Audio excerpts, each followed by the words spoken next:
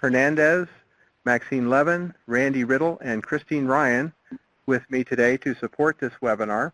And I'm going to turn it over to Maxine to introduce the topic and our presenters. So Maxine, I'll turn it over to you. Hi, everyone. I'm so excited to have the opportunity. Specifically, the name of this webinar is a Soil Survey for SUITMA. And I'll start first by translating the word SUITMA, which is, it's the working group for soils of urban, industrial, traffic, military, and mining areas. And we had a meeting in Mexico City in September of 2015 of this year. And we had, which was something unusual, is that we had a fairly large delegation in that we had 4 people. And one of my intents with this particular meeting, particularly in this International Year of Soils, was to give the opportunity not only for folks like me who have been involved with SUITMA for many, many years, and someone like Luis Hernandez, a senior scientist who's one of our regional directors and who's been involved in urban soils for many, many years. But we also wanted to make sure that some of our early career scientists were also involved in this meeting who had particularly had a good experience in working and a rich experience working in urban soils to offer their opportunity and what they had learned, and also start to build that network internationally of scientists around the world that are knowledgeable in urban soils and urban issues and anthropogenic issues. And so we did the paperwork. We solicited amongst the urban soil scientists in NRCS USDA that we knew, and Randy Riddle of Los Angeles County, California, and Christine Ryan of Aurora, Illinois, NRCS, MLA 11, both stepped to the plate and did the work to make this all happen for them to go to Mexico, and we really appreciate the work that they've done. At this point, I want them to share their experience with you, as well as Luis sharing with you in general about SUITMA and work in going to one of these conferences. Now I'm going to give the floor actually to Luis and let him take over from here. Okay, I guess, hi everybody, this is Luis Hernandez. Thank you for the opening remarks. I guess that what I want to share with you is 2 major topics. The very first one is about the opportunities that we as NRCS employees have for conducting international activities. And then I'm going to close my talk just with some additional information about SUITMA. So let me hit opportunities for international activities. I started to participate in international soil survey activities around 20 years ago when I was a soil survey project leader in New York. To this point of my career, I have completed about 25 short-term foreign assignments in Europe and Central America. The duration of these assignments range from 1 week to about 1 month. Most of these activities focus on soil survey and soil conservation, technical exchange, and technology transfer. For example, I went to Spain several times ago to exchange technical information about soil survey and soil classification. Another example is my participation representing NRCS at several international conferences where I presented international technical information about the USA National Cooperative Soil Survey. And I can give you many examples. I guess at my point, the point that we want to get across is that you are there, you know, in the field. This type of opportunities are there. Maxine just hit the point. We want to build the next generation that are going to be the one that are going to be doing and taking care of the international business for the soil science division, and again for NRCS. So let me go now. Again, I said that, you know, my experience participating in international conference and SUITMA comes to play. As Maxine said, the very last one was in September in the Mexico City.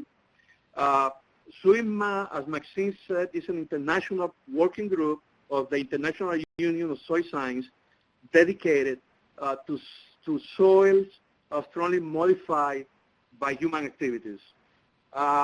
If you go to SUITMA, if you are interested in participating in the next conference, we already know that that one is going to take place in 2017 in Russia. SUITMA meets every 2 years in different regions of the globe.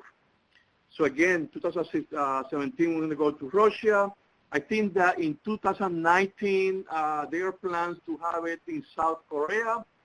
And then in 2021, there are plans to bring it back to the United States, to the city of Detroit. But that is subject to change.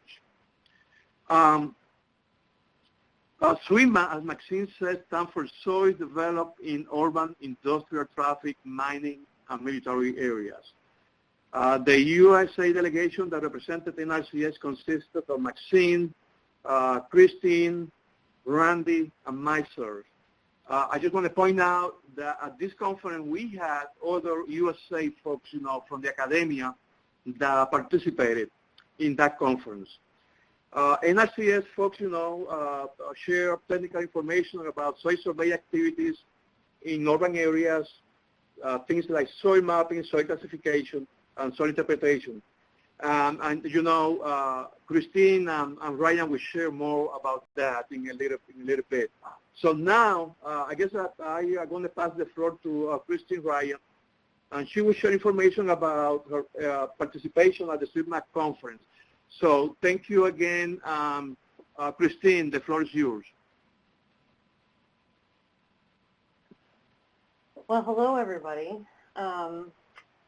As they've said, as Luis and Maxine have said, Rainey and I were able to travel to Mexico City to talk about our experiences in urban mapping.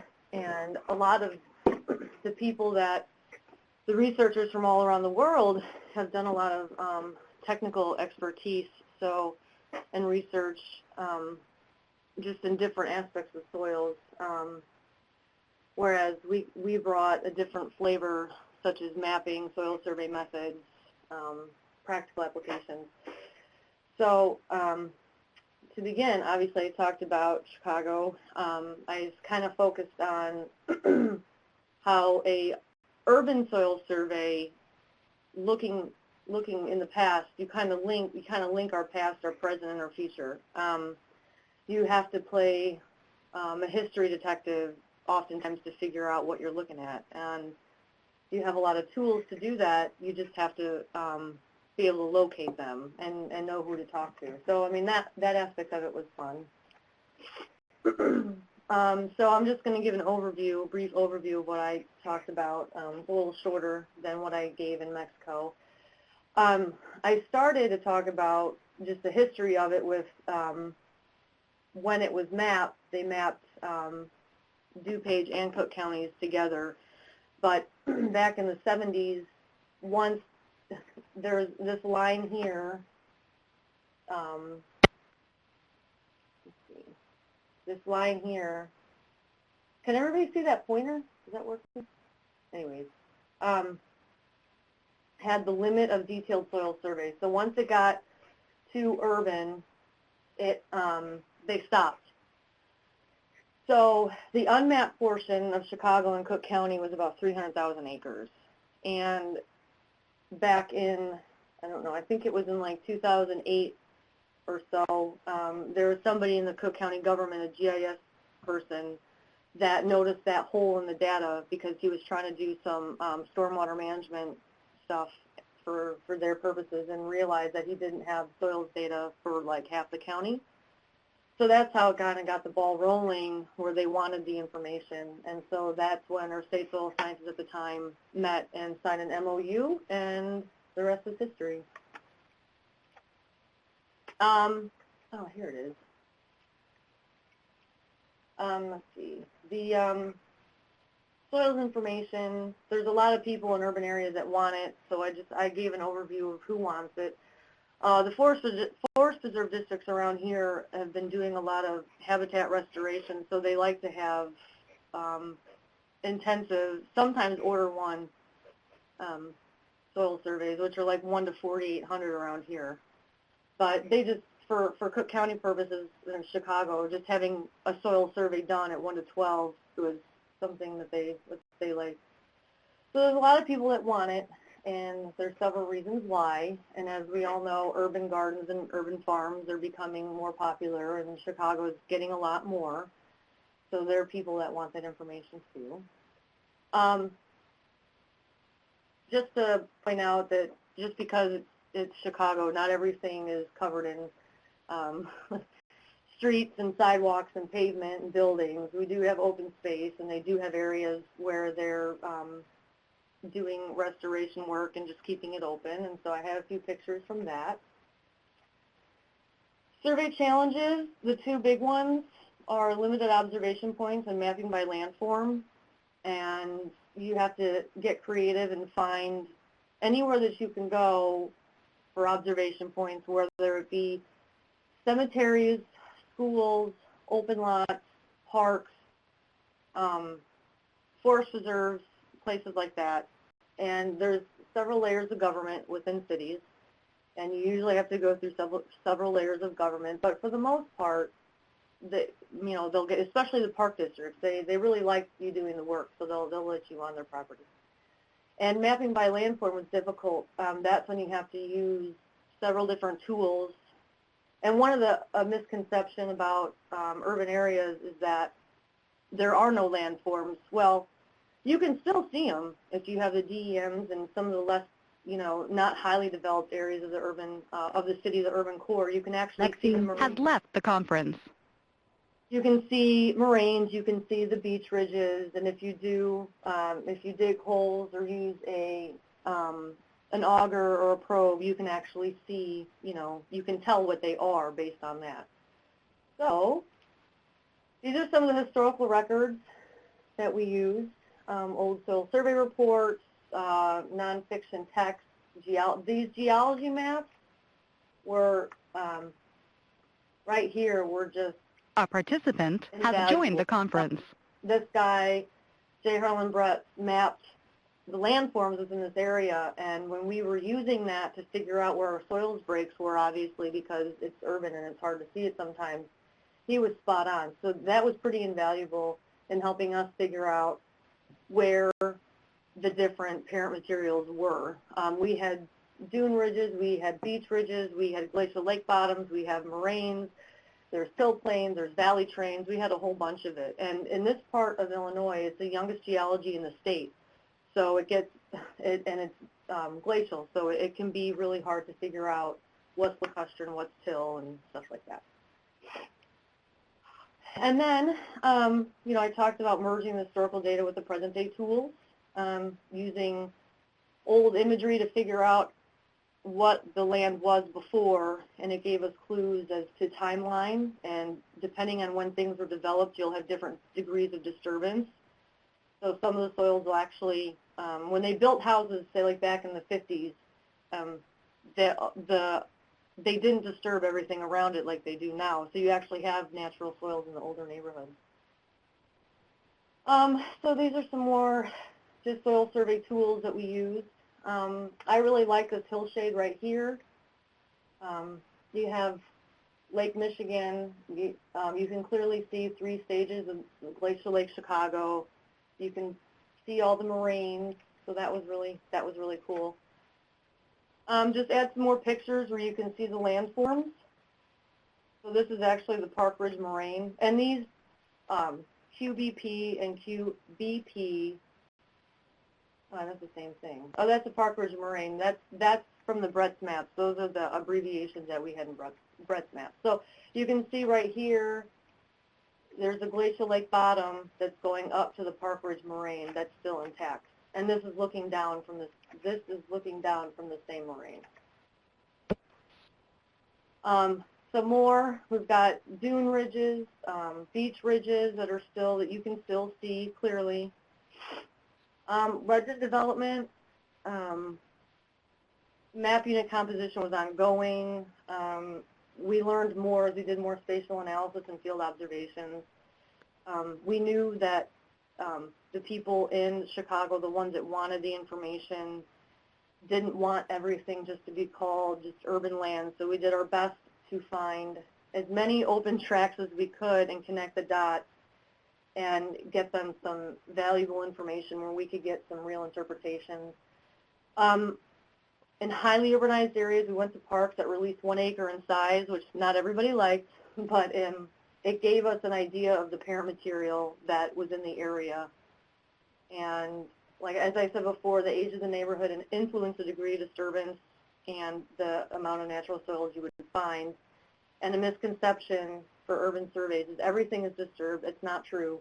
There are a lot of natural soils. And you can find out a lot of really interesting things about a city. Future needs and vision is just some of the things that we've kind of, in our area, we think could be helpful. New partnerships, improving the public understanding of soils information around here in urban areas, getting our name out there, because a lot of people don't really know it. NRCS who? Like what? Like, yeah, we're around. So getting our name out there so people know if they have soils questions, they can ask us. And having NRCS recognize soil survey opportunities and needs in urban areas, which is a big thing. And new interpretations are always good, so exploring that. And so how did I get this opportunity? Well, Randy and I, but we got a call, or in our office, we got a call, I think back in April, asking if I would be interested to talk about doing urban work. And I said, yeah, I would love to. It sounds like a great opportunity. I try to stay involved with local community colleges around here and give soils talks. There's a community college really close by that I go every year, and the instructor wants me to talk about soil taxonomy and go pretty in depth, which is kind of funny because I just know that it's, it's not easy for, community college students to understand. Even for us, I always have the book in front of me. So, but I try to stay on top of it and do things when I can. So I've met a few people in the academic sector that I get to kind of stay in touch with. I just kind of stay proactive and see what I can do. And when they asked if I was interested, I said yes. I wanted to show the world what NRCS is capable of doing. And to go over the process a little bit, which Randy can talk about too, but you have to fill out international travel request form, and there's a bunch of different stuff on there, and you have to send it back to NHQ. You do need a diplomatic passport. You can't fly in your personal. And then you don't have to pay a fee. That's waived, which is nice. And then the State Department or International, I think the International Programs Division, somebody holds it and it's valid for 5 years, and then if you travel again, they send it back to you, but you always have to send it back. And then when you do every trip, any trip you do, you got to do a post-trip executive summary, so they kind of want to know what you learned, what you gained, what the, what value it had, NRCS and stuff like that. And so that's a little short of it, and Randy can talk more about it. For this particular one, we had to enter an abstract to the SUITMA Congress. There's registration forms, and you could either do I think you could, well, you could do a presentation, an oral presentation, and or a poster session. I'm not sure how many people did both, but I thought you could. So, and lastly, my experience there, it was really neat to be able to travel internationally for the NRCS. It was really interesting to see people from all over the world and see what other people are doing, and also to show other people what you're doing. It started some interesting conversations. You, like Maxine had said, you kind of gain an international network, which is neat, which obviously fosters personal and professional growth. You make new contacts with the leadership, and it was just neat to just be in a new city and you gain a new perspective just from other people that you've met. So that was, I think it gives you a better perspective on that. So it was a great experience, and I would, encourage anybody that wants to or has the opportunity to go ahead and take it, because it was very neat. So, and with that, I will hand it off to Randy, and he will show what he had.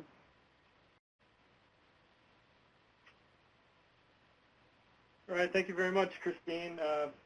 Again, thank you, Sean, Louise, and Maxine for asking me to give a little talk about my experience down in Mexico City and being involved with the SUITMA conference.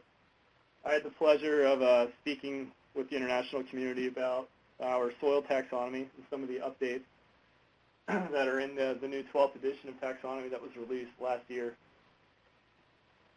For those of you who have looked at it or work in urban soils, you may have noticed that there's a lot of new additions specific to human-altered and human-transported materials, new definitions that are officially introduced and defined. In the past, there were some deficiencies and things were overlooked, and kind of everything got lumped into these broader categories. So now we have some specific criteria.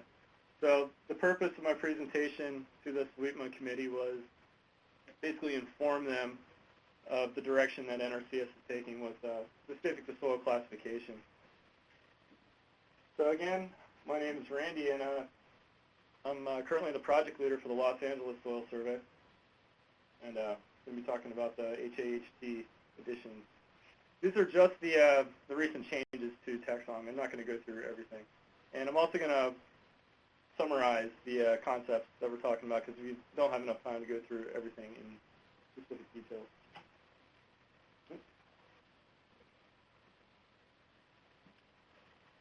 So as everyone here knows, 12th edition of taxonomy was released last year in 2014, and there's been some major additions, especially to the epipetons with new criteria for the anthropic epipedon, definitions for the human-altered and human-transported material classes, and everything is tied to anthropogenic landforms, following along with the soil landscape model.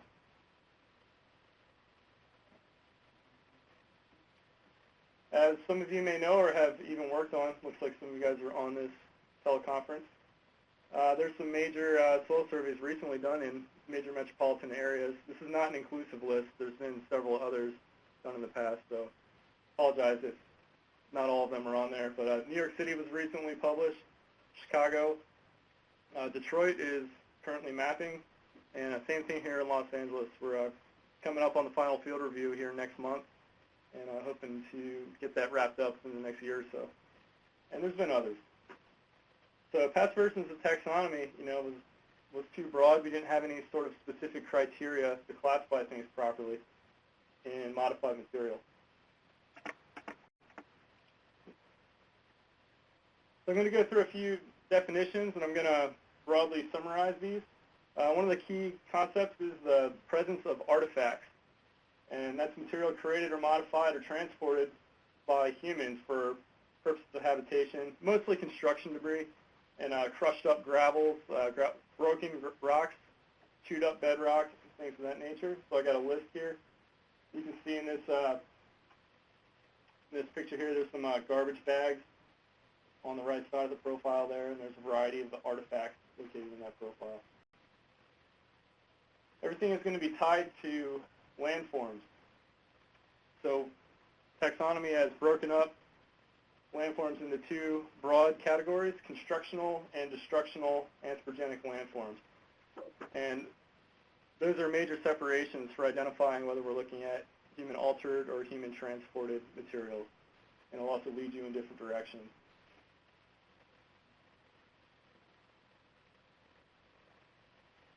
This is just a list of some of the constructional landforms listed in taxonomy. You can see in the picture on the right side there we have a spoil bank going up next to a freeway in south central Los Angeles. I believe that's the 10 freeway. So that's an example of a constructional landform. Another major example is the Port of Los Angeles in the Long Beach Harbor.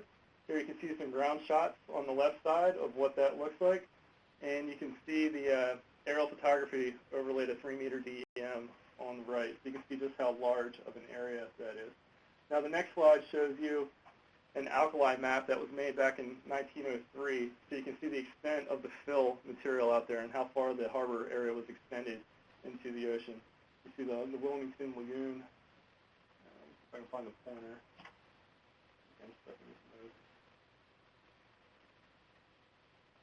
It's also destructional landforms, excavated landforms or scalped areas.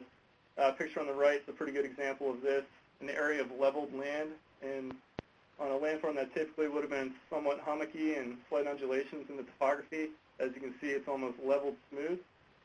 In the background, you can see Century City looking into West Los Angeles. With like a mural kind of painted in the back, very colorful. I see it now. Okay. Now it moves. Hopefully everybody's caught up on the right slide now. Sorry. This is just another example of some destructional landforms. This is on an alluvial fan skirt in northeastern Los Angeles. You can see there's a cut bank where the mural is, and then there's a scalped area on the left where I did my observation there. You can see on the tarp there's some remnant natural material in the substratum below the grayer material that is fill type material. So even in these kind of broader modified areas, you can still have both anthropogenic and natural soils. It's another example of anthropogenic microfeatures. There's a list on the right of the identified ones in taxonomy. And these are common on hill slopes in California, especially in the Los Angeles area. People love to build homes on these really steep hillsides. That way they get a nice ocean view. This is in the Palos Verdes Peninsula. What they do is they grade the entire hillside and they build these large terraces so that the houses are stacked in a staircase pattern down the hill so everybody retains a good view. This is another example in a different type of situation. In the bottom right corner, there's a 10-meter DEM that's pre-construction, and you can see the natural look of the topography. And in the top right, you can see a more recent 3-meter DEM. And you can see just the extent of all the grading in that area. That's nearly a 100% anthropogenic landform and landscape. All the soils in that area are modified. This is, on the left, this is a photo on the ground where the pink star is. And we have both constructional and destructional landforms here.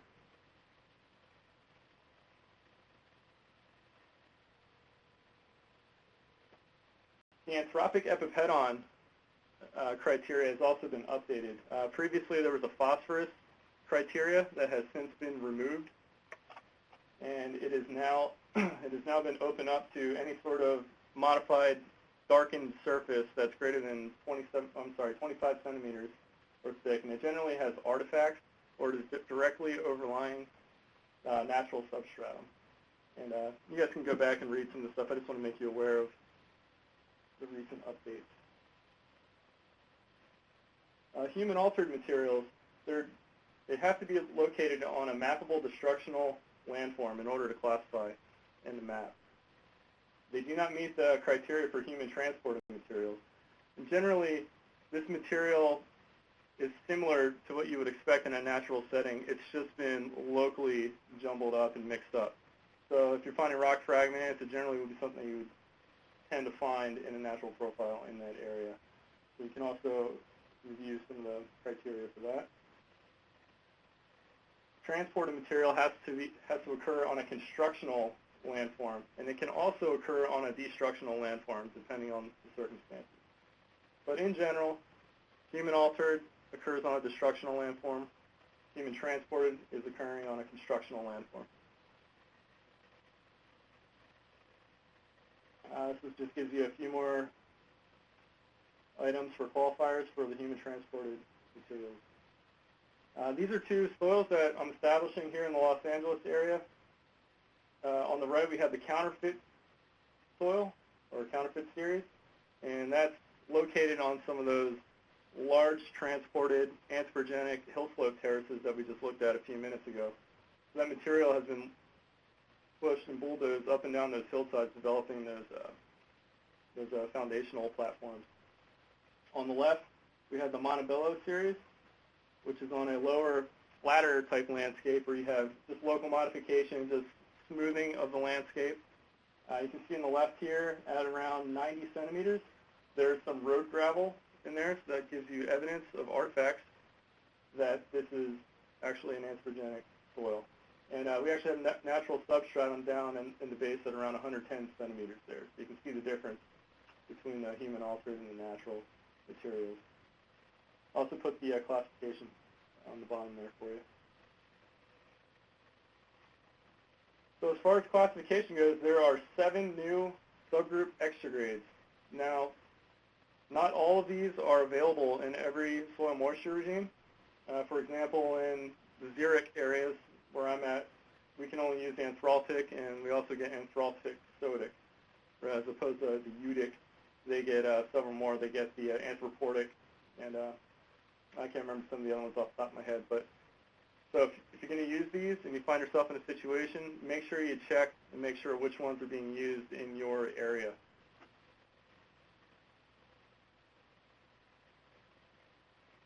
There's also a new family class that has been added, and it gets sandwiched right in between the particle size classes and the mineralogy classes, and that's the HAHT material class. And there's 13 classes listed here. I didn't list off all the definitions because we don't have enough time, but you can go back and look at those. They're in the family section in the back of taxonomy. But most of the criteria is greater than 35% asphalt, concrete, dipstick material, combustible, cold slag, things like that. Artifacts, greater than 35% artifacts. Greater than 15% artifacts for paucity artifactic. If you have dredged spoil, spolic is more generic. That's more like calling something typic. It's human transported materials presence of. The general rule for classifying, this is strictly for classifying, not for differentiating between similar and dissimilar components. So just for classifying, if you have less than 50 centimeters of HAHT material, generally you're going to disregard the anthropogenic material on top, and you're going to classify the subsurface as if it were at the surface. If you have greater than 50 centimeters or 20 inches, then you're only classifying the anthropogenic material, and your control section will stop at the base of the HAHT. So those are the general guidelines. If you want to read, there's a lot more to that. If you want to read something more in depth, please look at the tech notes on the national website, and it's tech note number 10, and that'll give you the anthropogenic and buried soil discussion. Just as an overview, there's been updates to the anthropic epipheton criteria. It's been expanded, and the phosphorus criteria has been removed. There's been definitions for the HAHT materials. There's criteria specific to artifacts, and there's a list of items that are considered artifacts for you to look at. There's anthropogenic subgroup adjectives and the new family class. So how did I get this opportunity to go down to SUITMA? Well, as I mentioned, I'm the project leader for the Los Angeles Soil Survey. I've been working on this project since about 2010. I came out, and Matthew Ballmer was the original project leader, and then I took over for him after he moved on. And back in 2014, the SSA conference was in Long Beach, which is within my survey area, and I was asked to put together an urban soils tour. So I accepted that opportunity, and everything went great. We had about 65 people. Then several of them were part of the SUITMA conference community. So I got to meet the leader of SUITMA and many other people that are involved with that group, including Rich Shaw, Jean-Louis Morel out of France, and several others were at that tour, as well as some other senior leadership in NRCS. So it was a great opportunity for networking. These are just some pictures from that tour. This is one of the anthropogenic soils that we looked at on a hillside. You can see it's 100% modified. This is the LA Basin down here. This is Century City, where we were looking at a picture earlier. You can see the Pacific Ocean in the background.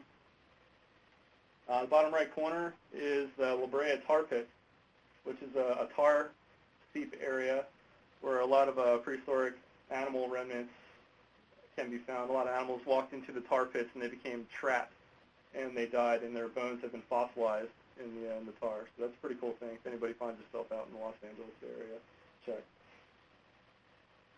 Now, after the SSA tour, I stayed proactive, and I expressed an interest in attending the SUITMA meeting.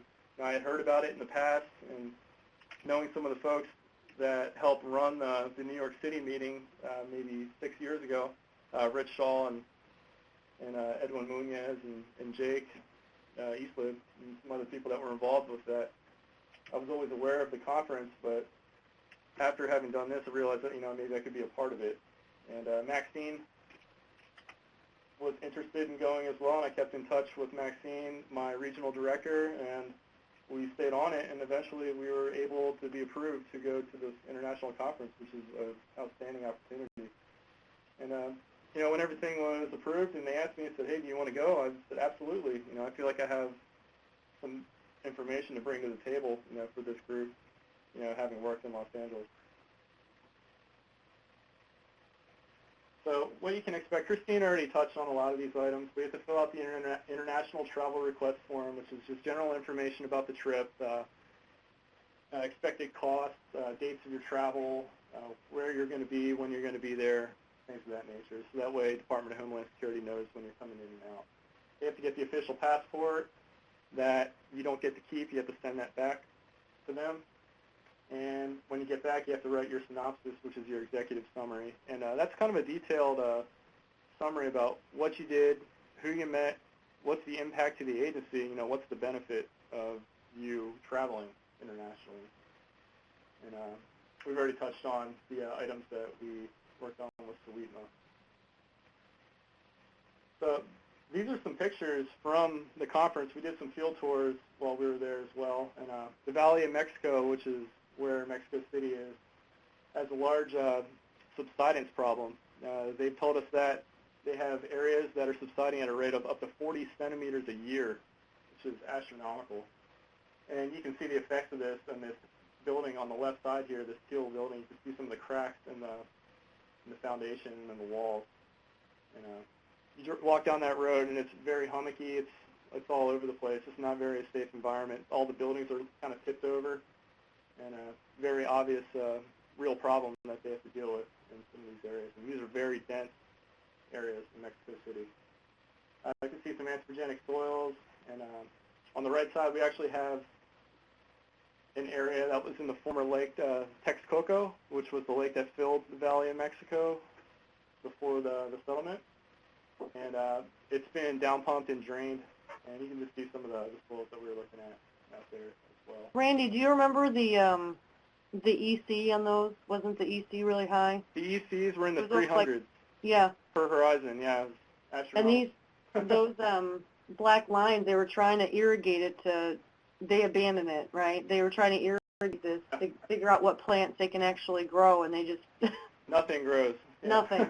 They couldn't fix it. You can see in the picture in the bottom right basically what it looks like.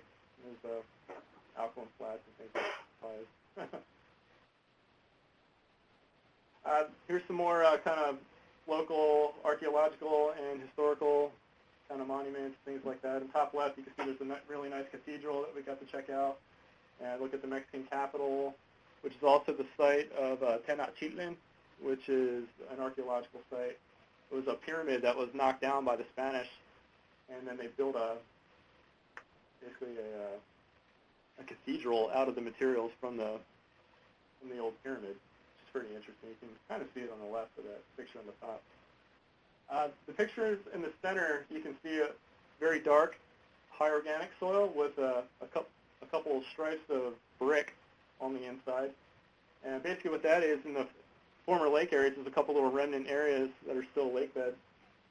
And they knock in a bunch of wooden stakes in a grid pattern, and then they dredge out the canals, and they dump all the dredge spoil inside the stakes, so it's kind of like a loose bulkhead. And they create these highly organic farming areas. They call them chinampas, which is pretty interesting. And they'll eventually disintegrate over the years, and they just re-dredge the canal and dump more material on top. But they have some very highly productive urban ag land right in the middle of Mexico City, right in some of the densest areas on these chinampas. That was pretty interesting. And to the right, that yellow and red kind of boat, that's how we got out to the chinampas, right on these flat-bottom boats, and they have these 20-foot bamboo poles that they push the boats with. It's pretty interesting. You see there's some Indian ruins on the right side. You can see there's some pyramids and things like that, and some Olmec heads. All sorts of neat things. When you travel internationally, you get to see some really cool stuff. And see this beautiful landscape here at the bottom. I took a panorama. And those peaks are actually, they're rhyolitic domes. So that's what those are. So it's intrusive rhyolitic rocks that have just pushed up and never broke the surface. So it's pretty interesting. We fortunately had a geology professor locally with us. He was kind of explaining some of the landforms and landscapes. So it's really cool to hear things from their perspective and everything that's going on. Before I thank you for your attention, I just want to talk about some of the people and connections that we made while at the SUITMA conference. You know, I've had the opportunity to speak with one of actually he's the only soil scientist in Singapore that works for the government, and he's looking to start a soil survey program, so he was very interested in the urban soil work that NRCS is doing. You know, and they want to join us with some sort of partnership, if that's even possible. But it's really interesting how the amount of interest that people have in the work that we're doing. There's not very much urban mapping going on in the world. There's other lead researchers in the world that were there, such as Jean-Louis Morel, who does a lot of work with technosols and anthropogenic soil development and pedology and pedogenesis. And real interesting work that he's been working on. After my presentation, I got a lot of positive feedback from it, but I also got some pushback from certain people that were not really on board with our approach. So there's different schools of thought throughout the world with how to properly classify anthropogenic soils. And some of the remediation guys from Europe, they wanted the classification to be less based on landforms and properties and more on chemicals and things like that for remediation. But they were looking at it through their perspective. So it's interesting to see how people interpret our work. And the fact that the entire committee basically uses WRB, and everybody widely accepts the technosol classification for anthropogenic soils. Pretty clear that we do things slightly differently up here. Mm-hmm. It's good to kind of inform them of our approach, and also for myself and everyone else to learn, what they value in a classification system in anthropogenic materials. We've met people that are, the presidents of soil labs in Australia and all sorts of people. I mean, these people are writing textbooks and very influential people to know. So lots of great contacts, and I think it'll really benefit me throughout the future. I really like to encourage anybody to play to their strengths and, try to pursue as much as they can, with what they're good at, and don't turn down any opportunities that come your way. All right, and I'm going to turn everything over to for helping bring this webinar presentation together today. They say if you do international travel, you're changed forever, both in the experience you have and the people you've met. So thanks to all the participants for joining in. We had more than 70 people join today's webinar, and the on-demand recording of this webinar will be available on our center's YouTube channel within a couple days. So Feel free to let your colleagues know about this training opportunity, and this concludes our webinar presentation.